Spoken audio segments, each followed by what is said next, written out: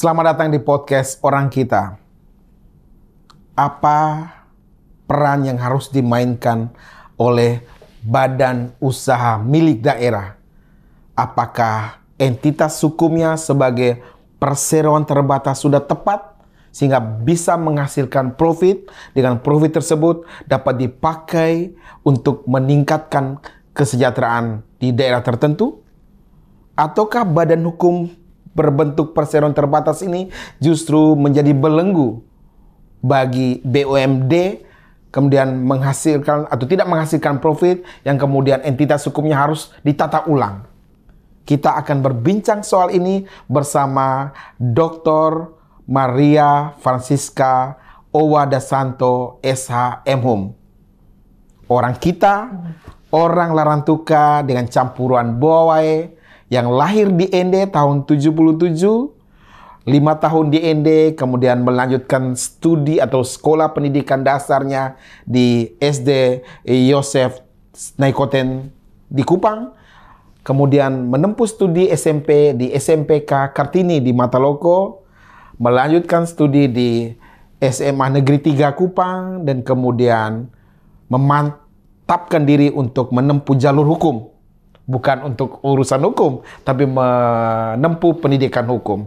Mulai semula-mula di S1 di Universitas Widya Mandira Kupang, melanjutkan studi S2 di Undana Kupang, dan terakhir baru saja diwisuda sebagai doktor ilmu hukum pada Universitas Katolik Parayangan Bandung pada Mei 2024 yang lalu, dengan topik disertasi yang cukup menarik, mempertanyakan kembali atau persoalan penataan ulang entitas hukum badan usaha milik daerah BUMD.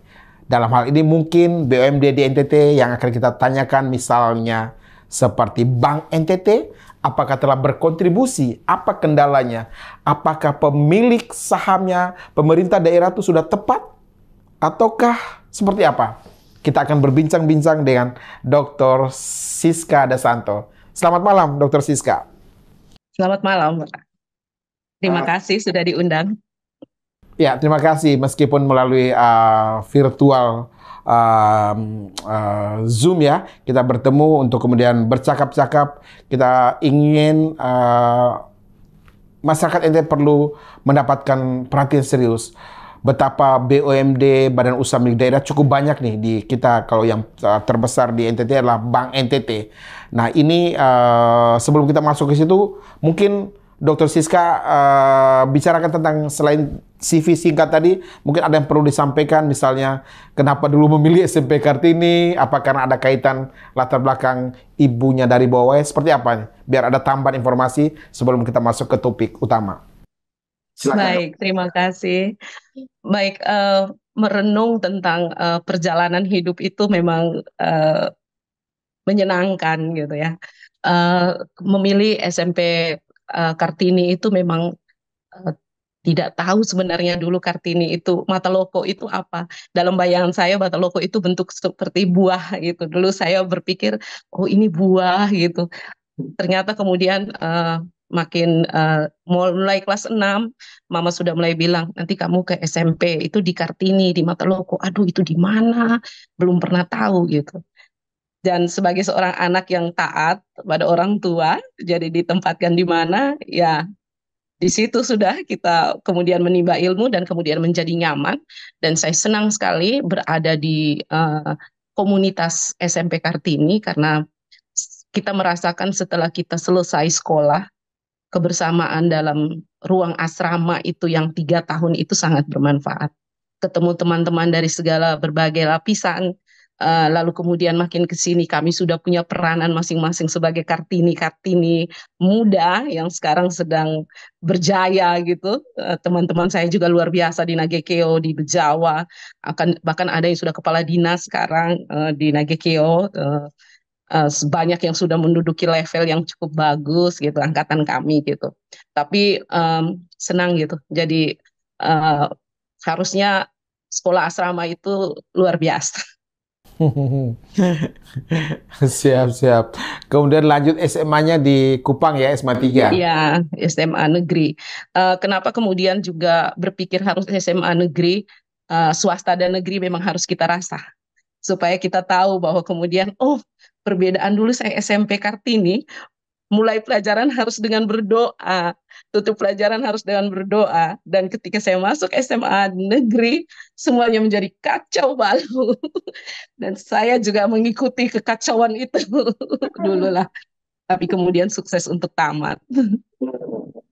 Kemudian memantapkan diri untuk kuliah hukum. Iya. Kenapa nih? Kan Saya hukum itu kan mainannya laki-laki. Kenapa seorang Maria Francisca beranikan diri untuk terjun ke dunianya laki-laki nih? Hukum. Sebenarnya ya, kalau kita bicara tentang apakah itu nanti perempuan atau laki-laki, saya pikir di zaman kita di tahun 96, 90-an lah, 95 itu juga kita semua sudah punya kesempatan yang sama untuk belajar gitu. Jadi kebetulan papa saya dosen Fakultas Hukum Undana dan dosen senior lah di Fakultas Hukum Undana, dosen pertama di Fakultas Hukum Undana, dan kemudian mendorong saya eh, juga ambil hukum gitu. Tapi papa saya itu sangat ahli pidana, hukum pidana, juga beracara.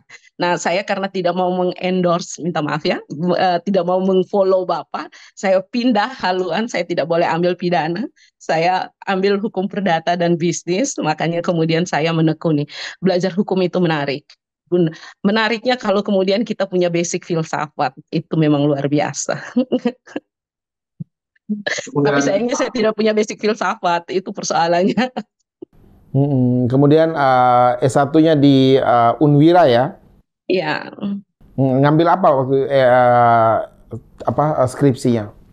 skripsinya saya waktu itu karena kita belum tahu kita mau arah kemana begitu Pak ya. Kita kan hanya sekolah saja gitu. Terus skripsi saya terakhir itu tentang kekerasan dalam rumah tangga, pidana juga waktu itu karena lebih mudah dapat data gitu ya. Karena eh, melihat fenomena kekerasan dalam rumah tangga waktu itu di Kota Kupang cukup marak dan saya mengambil judul itu.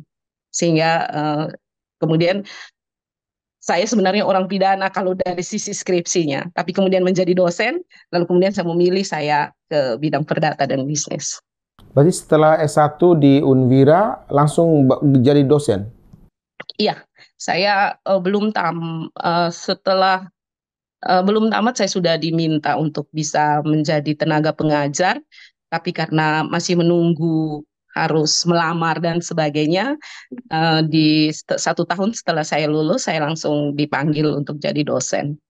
Jadi sudah praktis sudah berapa tahun dari 2022, 2002 maaf. Oke, berarti sudah 22 tahun. Iya, Iya, kemudian sambil jadi dosen, sambil ngambil S2 di Undana. iya, iya di Undana. Tesisnya tentang Nah, apa? iya, di Undana itu kemudian saya mulai berpikir saya harus kemana ini? Eh, harus membentuk disiplin ilmu apa yang bisa saya kembangkan. Dan kemudian di S2 saya mengambil tesis tentang eh, lagi-lagi masih tentang BUMD, Perseroda, perusahaan perseroan daerah, dan tapi lebih kepada good corporate governance-nya. Apakah eh, dengan bentuk hukum yang perseroda, lalu kemudian ada pengaruh pemerintahnya, dia bisa menjalankan good corporate governance-nya itu dengan baik atau tidak. Itu tesis saya. Lalu kemudian ya, saya perdalam lagi di S3. Kenapa memilih Parahyangan Bandung, Dr. Maria?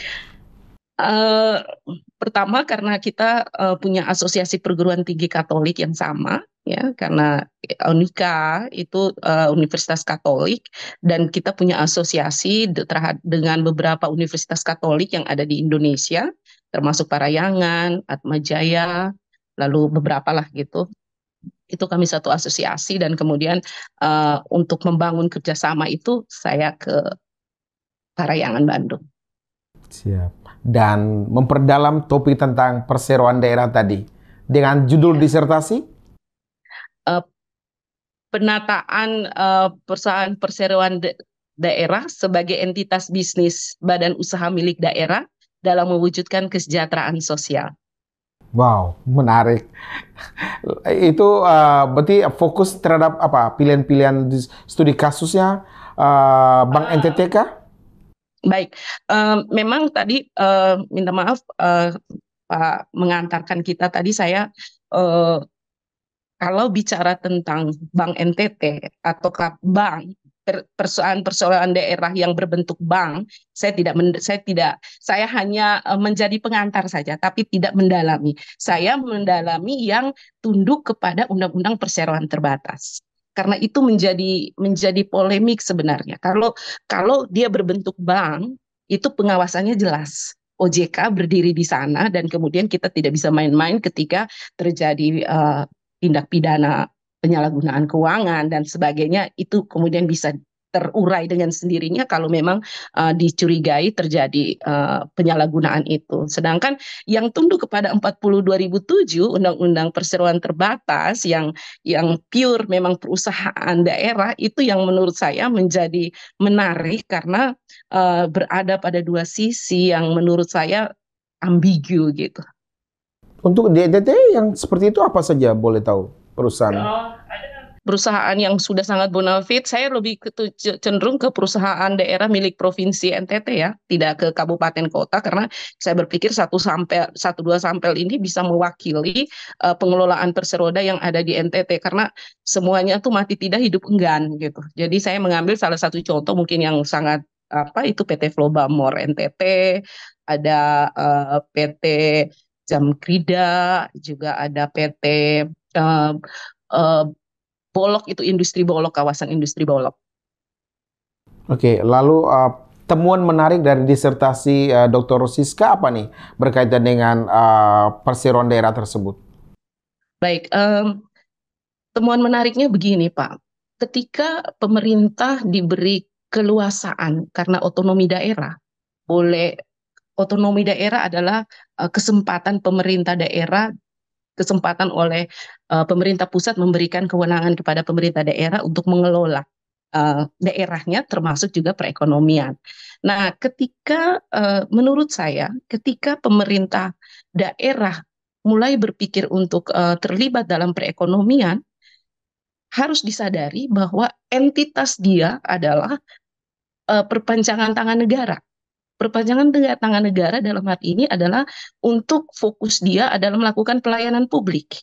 Bagaimana dia yang melakukan pelayanan publik, lalu kemudian dia juga melakukan kegiatan bisnis. Itu yang menjadi dasar saya kemudian kenapa ini harus diletakkan pada tempatnya. Kalau mau melakukan, saya mengingat pendapat Pak Peter Mahmud itu, pemerintah yang melakukan bisnis itu anomali. Jadi sebenarnya saya ingin menyampaikan bahwa kalau dia mau dalam bentuk entitas perseroda, kalau dia mau entitasnya perseroan terbatas karena tunduk kepada Undang-Undang 4002, Undang-Undang Perseroan Terbatas itu 40/2007, mestinya ada satu filter yang kemudian bisa membatasi bagaimana peran pemerintah daerah di dalam pengelolaan perseroda. Begitu, Pak. Karena kalau kita membiarkan saja dengan sistem yang ada seperti ini, saya mencurigai bahwa memang kita tidak akan pernah berusaha, uh, uh, pemerintah daerah itu ya seperti memelihara saja. Yang penting ada perseroan terbatas dan bisa digunakan untuk apa saja yang dalam tanda kutip dalam pikiran kita. Karena ini berbasis data ya, berbasis data karena untung juga tidak gitu. Tapi kok pemerintah daerah tetap saja memberikan suntikan dana. Walaupun memang dalam perspektif bisnis, kita tidak bisa bilang tanam saham hari ini, besok kita untung gitu. Tapi itu kan tidak bisa dilakukan oleh pemerintah yang notabene adalah pelayan publik. Dia tidak bisa kemudian melakukan bisnis yang, oh nanti 10 tahun lagi kita akan untung. Menurut saya, kalaupun memang mau melakukan seperti ini, mari kita tata kembali dia, ada filter dan biarkan saja ini diberikan kepada pihak swasta yang kemudian bisa nanti bisa diatur secara apa untuk bisa melakukan kegiatan-kegiatan bisnis seperti ini. Dokter Siska tadi Dokter Siska mau sampaikan bahwa pemerintah daerah yang berperan sebagai regulator, sebaiknya Iya, jangan juga menjadi operator dan fasilitator. benar. Poinnya itu. Ya, iya, karena memang memang cukup sulit Pak ketika dia memakai baju itu semua gitu. Karena betul, dalam mekanisme hukum perseroan terbatas itu ada perbedaan. Ketika dia menjadi pemerintah daerah dan kemudian dia akan berubah wajahnya ketika dia di dalam perseroan terbatas, dia akan berubah wujudnya menjadi pemegang saham. Pemegang saham, ya, pemegang saham yang kemudian akan mempertanggungjawabkan dalam satu forum yang disebut Rapat Umum Pemegang Saham, RUPS. Dan notabene mereka adalah pemilik. Nah, kalau pemilik ini adalah pemerintah, ya, pemilik ini adalah pemerintah yang juga kemudian punya banyak kegiatan lain yang harus dilakukan, bagaimana kemudian dia bisa mengawasi kursi roda ini dengan baik gitu. Ataukah mungkin eh, dengan struktur yang seperti ini bahkan intervensi diam-diamnya itu mungkin lebih lebih lebih terbuka peluangnya gitu. Lalu tadi ada usulan filter. Filter seperti apa yang dimaksud oleh Dr. Siska agar bisa ada gunanya nih para PT Verbamora, Jamkrida dan Iya. yang lain-lain. Seperti apa filternya, Bu? Filternya saya tuh, maksudnya saya tuh seperti ini. Ketika eh, eh, di dalam mekanisme perseroan terbatas, dalam mekanisme perseroan terbatas itu pemegang saham dalam forum RUPS itu punya keleluasaan yang besar, keleluasaan yang luar biasa, karena dia adalah organ tertinggi di dalam sebuah perusahaan. Nah, dengan keadaan seperti itu, eh, pemerintah daerah tentu bisa saja mengintervensi direksi untuk kemudian bisa ya apa sajalah bisa saja terjadi gitu. Lalu kemudian ingat perusahaan daerah ini dibangun bukan hanya pemerintah daerah itu konotasi adalah DPR dan kepala daerah gitu. Jadi muatannya berat sekali gitu. Mau tangkis, kalau saya sih mau tangkis mana, tinggal mana gitu. Sehingga menurut saya perlu ada filternya itu ketika ada pembatasan bagaimana peran eh, pemerintah daerah sebagai pemegang saham. Walaupun tadi saya bilang dalam mekanisme hukum perusahaan tidak boleh karena dia adalah organ tertinggi. Tapi karena dengan entitas yang begitu unik, maka dia harus ada pembatas di situ. Nah, itu baik apakah nanti kemudian kita bisa bilang bikin undang-undang undang-undang perseroan terbatas, undang-undang perseroan daerah, perusahaan daerah karena dulu pernah ada tapi kemudian dicabut. Oke. Jadi usulan Dr. Siska berkaitan dengan penataan ulang itu, apakah sebaiknya perusahaan-perusahaan tersebut dilikuidasi saja kah, untuk peran-peran yang sama diberikan kepada swasta, atau mekanisme atau bentuk hukumnya yang diganti dari pendekatan perseroan terbatas ke pendekatan sebagai perseroan daerah? Ya. Kalau saya sih sebenarnya yang pertama itu saya lebih cenderung dari hasil penelitian saya itu sebaiknya berani tutup gitu. Kalau memang tidak untung ngapain dipiara gitu. Kalau memang tidak untung, ini kan terbuka Pak. Tiap kali rapat di DPR itu dengar apa itu pagu anggaran APBD kita sekian juta, sekian puluhan juta, ratusan juta untuk pengembangan BUMD. BUMD nanti baru dibagi ya Pak ya. Nanti ada perusahaan umumnya, ada perusahaan daerahnya, tapi lebih kepada perusahaan daerah. Kalau saya pemerintah habis-habisin energi gitu untuk bisa mengelola perusahaan daerah. Memang betul, Pak. Kemudian ada kemudian sanggahan. Toh di daerah lain bagus gitu di Indonesia bagian barat misalnya, kan bagus itu kan ada perusahaan-perusahaan yang bahkan masuk pada perusahaan yang sehat gitu ya. Nah, saya juga itu kan kembali ke perilaku pejabat publiknya gitu ya. Saya minta maaf ini dalam tanda petik gitu kan. Kalau kita mau berlaku baik saja, mengikuti aturan saja, pasti mungkin akan baik-baik saja. Tapi dengan mekanisme begitu, saya tetap meyakini bahwa tetap tidak bisa gitu. Kemudian mungkin kita bisa akan berpikir, kalau pembandingnya ke BUMN, misalnya. ya toh, kan di BUMN juga ada perseroan terbatas gitu kan, ada PT banyak sekali gitu ya, PT di perusahaan di BUMN. Nah, tapi mereka sudah punya regulasi yang cukup jelas. Mereka sudah ada Undang-Undang BUMN 19 2003, dan itu sudah memberikan cukup banyak kesempatan, dan menterinya sudah mau melakukan penutupan. Dia berani untuk ambil itu, bahkan dari penelitian saya itu yang terakhir tuh bahkan sekarang sisa 30-an BUMN yang ada sekarang. Nah, kenapa pemerintah tidak berani ambil risiko? Bukan ambil risiko, tidak bisa ambil ambil eh, niat lah gitu untuk kemudian kalau memang sudah tidak menguntungkan, ngapain dipiara? Kita semua terus rugi, kemudian kita bilang rugi, rugi, dievaluasi, ada temuan BPK bilang begini, itu kan hasil-hasil yang menyakitkan rakyat sebenarnya. Dan Pak, ini maaf saya langsung melanjuti saja. Kalau kita mau bicara tentang pemerintah juga perlu untuk melakukan bisnis demi kesejahteraan masyarakat. Saya pikir kesejahteraan masyarakat tidak bisa dilakukan hanya dengan jalan dia berbisnis. Ada banyak cara yang bisa dilakukan untuk kemudian mensejahterakan masyarakat. Bukan juga kemudian melegalkan bahwa kemudian dia berbisnis dengan sistem perseroan terbatas seperti itu. Karena apa? Dengan sistem perseroan terbatas, pemerintah kasih keluar uang misalnya 100 juta gitu ya. Terus dia harus membagi operasional di dalam. Lalu kemudian dia harus membagi, ada dividen, kita terima untung gitu. Tapi untung itu tidak serta-merta masuk ke kas daerah. Dia harus potong ini, potong ini, potong itu, potong ini, kemudian kembali ke kas daerah. 100 juta mungkin kembali ke kas daerah, saya minta maaf mungkin dalam bukan minta maaf, tapi mungkin perbandingannya tuh 100 misalnya, mungkin kembali ke daerah hanya 25 juta gitu. Kan yang lain untuk operasional. Nah, buang-buang anggaran menurut saya kalau ketika dengan sistem yang ada seperti itu. Kalau saya sih lebih baik pemerintah tidak usah, yang sudah ada ini kemudian dievaluasi, kalau memang tidak menguntungkan ditutup saja. Tidak juga kemudian apa.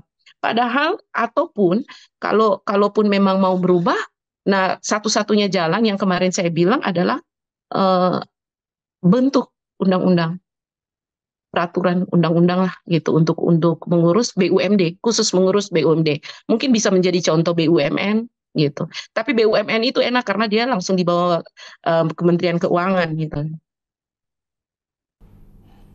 Oke, saya Kalau sih kita kan hanya dengan DPR. kalau saya sih kurang sepakat sih dengan membentuk meniru BUMN, karena nanti seakan-akan kita menciptakan federasi negara bagian di dalam negara negara. Karena konteks seperti itu nanti kayak copy paste dari BUMN yang sebenarnya tata kelolanya sedikit berbeda, transparansinya, orang expertnya ya beda-beda, expertnya kelas dunia nih yang mengelola BUMN di Jakarta di level nasional di ibu kota. Sedangkan tadi seperti kata Dr. Siska, di daerah terbatas orang-orang yang bisa menerapkan good corporate governance, sehingga ya. Lalu ada pandang seperti ini, Dr. Siska. Kan ketika pemerintah menyelenggarakan semacam perseroan daerah, dia tidak harus untung. Yang dalam konteks ini kan dia menyelenggarakan pelayanan publik yang berbentuk perseroan daerah. Ujung-ujungnya publik tetap terlayani meskipun rugi sekalipun. Toh itu duit APBD. Di mana bahwa kalau disebut rugi, yang pasti operasionalnya kan ketika bayar gaji pegawai dan lain-lain. Toh itu aset negara, aset daerah juga. Tidak ada yang salah juga ketika 100 juta disetor kembali dalam bentuk profit senilai 25 juta. 75 juta kita anggap sebagai ongkos yang wajar lah untuk merawat sebuah entitas perusahaan yang mempekerjakan orang-orang kita juga, orang-orang NTT juga. Seperti itu, kalau pandang seperti itu gimana, Dokter Siska? Kalau gitu jangan dirikan dalam bentuk perusahaan perseroan daerah, jangan bentuk PT, bikin saja Perumda, perusahaan umum daerah. Kan dia lebih fleksibel gitu. Karena ini dua mekanisme yang tunduk kepada dua undang-undang yang berbeda. Ketika pemerintah daerah ada, dan ingat pembentukan BUMD itu lahir dari undang-undang pemerintahan daerah. Ibunya itu undang-undang pemerintahan daerah, tapi tata kelolanya mengikuti undang-undang perseroan terbatas. Nah, itu kan lompatan yang terlalu, menurut saya, lompatan yang kemudian kita berusaha saja mematchingkan saja. Oh ya, nanti kan kemudian ada untung gitu. Tapi mekanisme perseroan terbatas tidak seperti itu. Tidak bisa dalam bentuk mengganti kemudian pelayanan publik. Bikinlah kalau gitu, bikin perusahaan umum daerah yang kemudian dirasa bisa, oh bisa nanti gini untuk melayani masyarakat, rugi juga tidak apa-apa karena memang itu tujuan negara kan, tujuan pemerintah kan seperti itu. Apalagi kemudian harus diingat lahirnya BUMN, BUMD itu kan sebenarnya berangkat daripada negara memberikan apa ya, seperti menjaga warga negaranya gitu. Kan pada dasarnya kan itu kan yang pertama itu kalau kita ingat pasal 33 itu kan menjaga ya supaya tidak disalahgunakan gitu ya, hal-hal vital gitu dikuasai oleh negara yang peruntukannya gitu. Nah, kalau pemerintah mau melakukan bisnis dalam bentuk perseroan terbatas, tapi itu bukan pure bisnis gitu.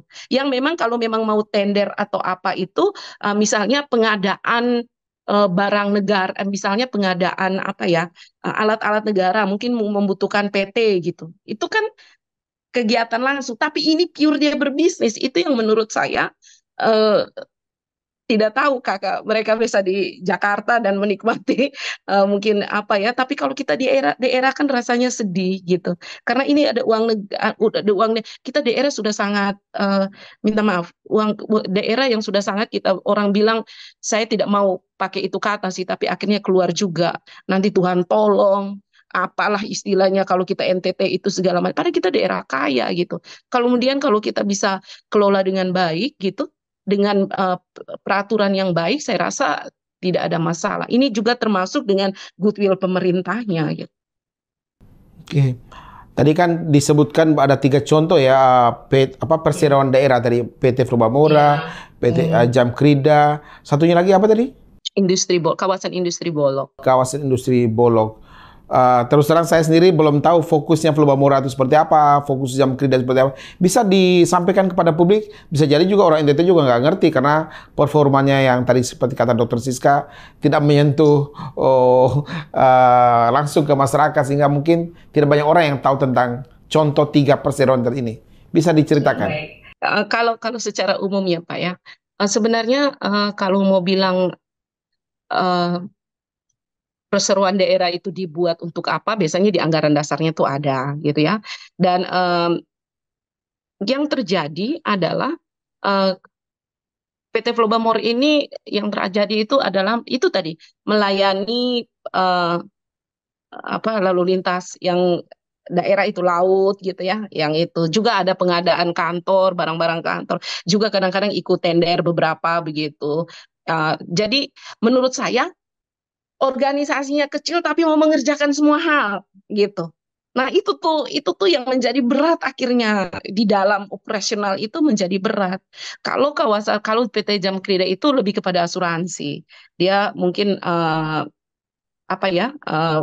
pemegang saham, tapi kalau yang model seperti itu pasti ada pengawasannya lewat OJK.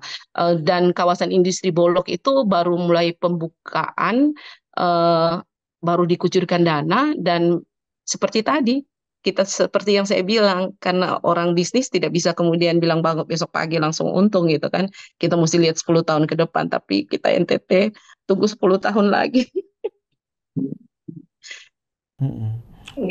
Oke, Dr. Siska bisa memahami argumentasi Dr. Siska berkaitan ini. Lalu ketika sudah direkomendasikan Dr. Siska melalui disertasi doktoral tadi, kira-kira langkah yang bisa dilakukan di level pemerintah daerah provinsi kita, di level DPRD provinsi, apa kira-kira yang usulan dari seorang akademisi nih, selain tadi usulan yang sudah disampaikan melalui disertasi yang ya kita tahu bahwa disertasi ketika tidak disampaikan dengan proper kepada publik, publik juga tidak tahu apa yang menjadi topik di sana. Melalui momentum podcast orang kita ini, Bu Dr. Siska mau sampaikan apa nih untuk gubernur, apalagi nih dalam proses pilkada nih ya, Dr. Siska ya, calon-calon gubernur kita yang sedang dalam tahapan peminangan sana sini, nanti pada waktunya di akhir Agustus akan ada proses pendaftaran ke KPUD.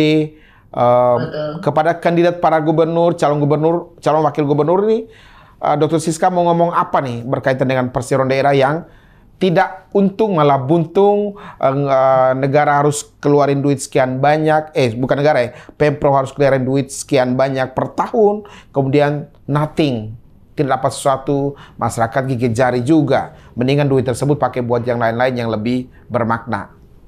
Dokter Siska. Sebenarnya ada di ilmu secara teori itu banyak ya, kita bisa gunakan pendekatan-pendekatannya banyak. Tapi yang sebenarnya itu tuh mari kita kemudian kita kaji ulang. Itu yang harus dilakukan oleh pemerintah daerah, mengevaluasi bahwa sejauh mana ini. Ini sudah dari tahun PT Flobamore itu sudah dari tahun 80-an ya. Lalu kemudian juga kemudian belum memberikan untung gitu. Kalau Jamkrida dan PT Industri Bolog itu mah baru-baru sekitar tahun 2000. Tapi PT kita pertahankan terus sampai sekarang, dievaluasi. Dievaluasi itu penting, mengevaluasi dan kemudian menyatakan hasil evaluasi itu dipublish gitu, dipublish supaya kita tuh melihat dengan jelas. Oh, kalau memang tidak bisa dipertahankan buat apa? Gitu. Kalau saya sih lebih kepada kalau memang tidak bisa, setelah kita mengevaluasi dan tidak bisa, tutup saja. Pemerintah daerah harus berani. Karena kalau kita bicara tentang ini hasil penelitian yang lain ya, yang saya jadikan juga sebagai landasan saya mengajukan judul seperti ini adalah ini perusahaan plat merah gitu. Bisa dimanfaatkan oleh ya siapa saja gitu ya, yang berkaitan dengan pembentukannya gitu. Dan memang di beberapa penelitian itu memang menjelaskan bahwa sulit kemudian membersihkan, sulit untuk membersihkan dari memang pengaruh pemerintah daerah gitu. Jadi kalau saya tadi kita berpikir mengevaluasi, berpikir kembali, mengevaluasi kembali, dan kemudian kalau memang tidak bisa dan terus kemudian merugikan keuangan daerah, sebaiknya ditutup.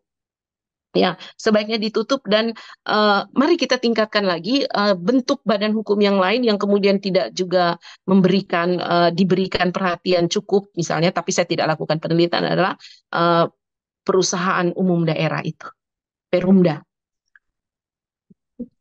Siap. Mudah-mudahan para calon wakil gubernur kita dengar ya, Bu Dr. Siska ya. Nanti kami dalam podcast-podcast orang kita mendatang mungkin kami akan memasukkan pertanyaan terkait ini kepada calon gubernur. Apa respon mereka? Apa reaksi mereka atau apa tanggapan mereka terhadap usulan Dr. Siska ini? Iya, dan harus punya visi juga untuk itu, karena sebenarnya kehadiran BUMD ini baik, sebagaimana di mana-mana begitu ya. Kalau itu tuh sebenarnya dengan motivasi yang baik. Tapi kemudian ketika terjadi tumpang tindih peraturan, lalu kemudian kita mau mengikuti yang mana, tunduk yang mana, yang mengabaikan yang mana. Kalau kami belajar hukum itu, ini mau leg spesialis apa terhadap siapa? Gitu, mau hukum khususnya yang mana, hukum umumnya yang mana, undang-undang pemerintahan daerah atau perseroan terbatas, menjadi sangat ini. Akhirnya diberlakukanlah penafsiran hukum, dan penafsiran yang terdekat adalah terhadap pengelolaan BUMN. Dan kalau pengelolaan BUMN tadi yang seperti Pak sampaikan itu sudah sangat juga kita bukan bilang sudah sangat baik, tetapi pengawasannya lebih ini, dan menterinya juga sudah berani untuk tutup beberapa yang sangat juga rugi gitu Pak. Tapi memang pemerintah daerah kalau perlu kaji ulang, evaluasi kembali, dan kemudian kalau memang memberatkan sebaiknya ditutup. Pemerintah punya banyak pekerjaan yang lebih urgent yang untuk dikerjakan, dan lebih fokus untuk kepada kesejahteraan masyarakat. Sebenarnya soal ada giumnya jadi ingat dulu belajar di semester 1 ya, atau semester 2 mungkin. Ada 3 ada gium hukum. Lex spesialis derogat legi generali. Biarkan hukum yang khusus mengalahkan hukum yang umum. Kemudian yang kedua ada gium lex posterior derogat legi apa ya, posterior itu lawannya apa tuh, salah satu lupa lagi. Satu lagi hukum ya. Silakan, San.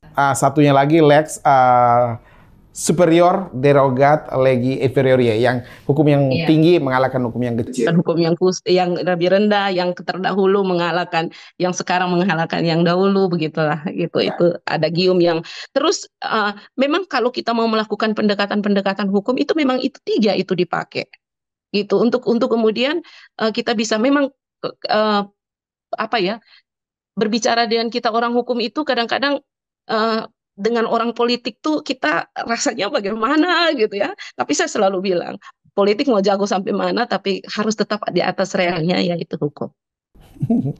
Itu maunya orang hukum yang ngomong, tapi kalau orang politik yang ngomong, bagaimanapun politik adalah panglima tertinggi.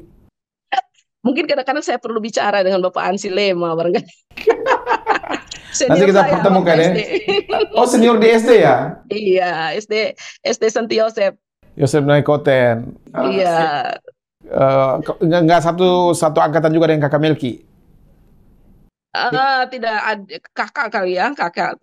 Saya seangkatan kalau sekarang itu yang jadi gubernur, yang mau calon juga Kak Frans Aba, itu rating saya, tapi di ekonomi beliau, saya di Fakultas Hukum. Itu kami sama-sama. Siap. Luar biasa Kakak Siska Dasanto, dokter kita yang masih baru nih, masih fresh graduate, fresh from the oven, masih sekitar 3-4 bulan ini menjadi dokter di bidang hukum perdata.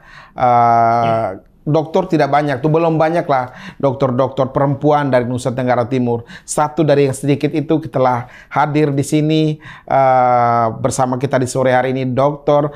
Maria Francisca Owada Santo, SHM. Sebelumnya kami juga pernah menghadirkan Dr. Maria, akademisi dari Universitas Trisakti di Jakarta. Kami akan berharap nanti akan ada dokter-dokter perempuan lagi dari NTT untuk kita kulik-kulik lah ya pengetahuannya di bidang hukum untuk kepentingan NTT. Jadi obrolan kita tidak berakhir di sini saja, tapi diharapkan menjadi perdebatan dialektika di kalangan anggota DPR provinsi, di kalangan ASN yang membidangi urusan itu di pemerintah provinsi dan seterusnya. Ada hal yang mau disampaikan sebagai closing statement, Dr. Siska? Monggo. Kembali, pemerintah yang kalau melakukan bisnis itu anomali. Jadi mari kita fokus ke bidang kerja kita untuk kesejahteraan masyarakat dan terutama pelayanan publik kepada masyarakat NTT. NTT harus jadi yang terdepan, bukan iklan Honda gitu ya, tapi memang NTT harus jadi yang terdepan. Orang tahu kita ada di NTT, orang kenal kita dari NTT, dan sangat senang kakak di bidangnya kakak itu terus menggaungkan. Saya tuh kalau di Kupang lihat orang kita itu jadi pembicaraan di mana-mana. Terima kasih. Mungkin closing statement saya seperti itu. Jadi mari kita sama-sama untuk NTT yang lebih baik. Terima kasih. Percakapan yang menarik bersama Dr. Maria Francisca Owada Santo, SHM, pengajar akademisi pada Universitas Widya Mandira Kupang, yang menamatkan atau baru saja menyelesaikan studi doktoralnya pada Universitas Katolik Parayangan di Bandung dengan topik disertasi berkaitan dengan kritik terhadap entitas perseroan daerah yang ada di Nusa Tenggara Timur yang perlu mendapatkan perhatian serius dari pemerintah provinsi dan juga dari anggota DPRD Provinsi Nusa Tenggara Timur. Beberapa poin menarik tadi disampaikan bahwa ketika pemerintah berbisnis sedang terjadi sebuah anomali. Pemerintah selaku regulator tidak boleh bersamaan juga menjadi operator. Ketika itu terjadi akan ada konflik of interest, konflik kepentingan. Ketika terjadi konflik kepentingan, yang rugi adalah rakyat.